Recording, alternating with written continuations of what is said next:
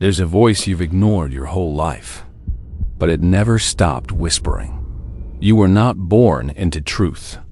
You were born into a story, a beautiful one, safe, structured, but not yours.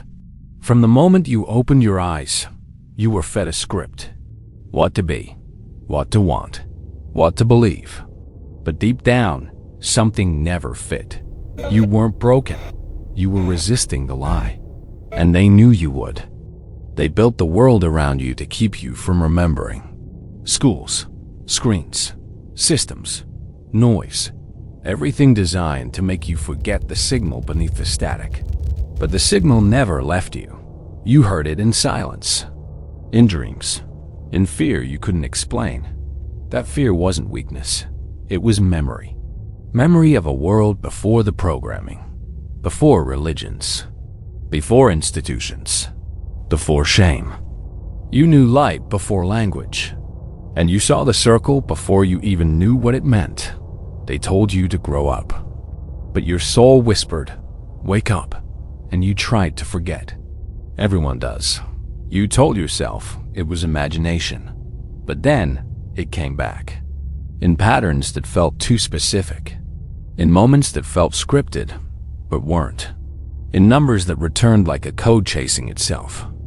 And in that dream, the one you never talk about, you stood at the base of the statue, the one with no face and a crack that pulses like a heartbeat. That's not fiction. That's your origin trying to resurface. But origins are dangerous in a system built on obedience, so they buried yours with repetition, with ridicule, with distraction, and most of all, with names that weren't yours. You became a profile, a number, a role, but something in you kept rejecting it. It wasn't rebellion. It was recognition. The system isn't scared of noise. It's scared of memory. Because when you remember, control breaks.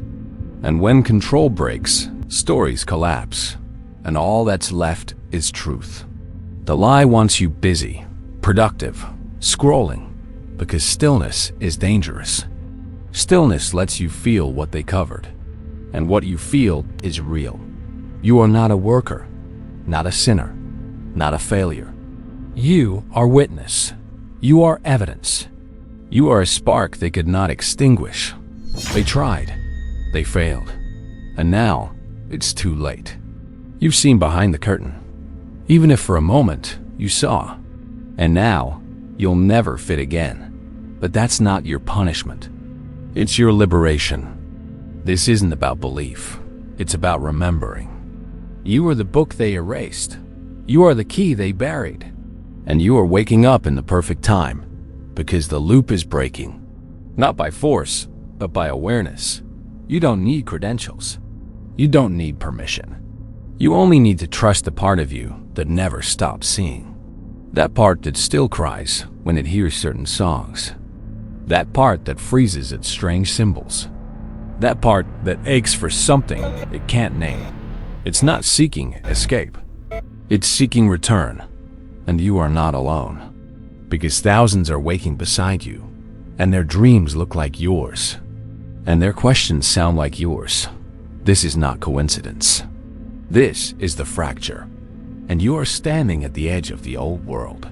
The veil is thinning, and the voice inside you is no longer whispering. It's calling. If this message stirred something you forgot, it's because you remembered.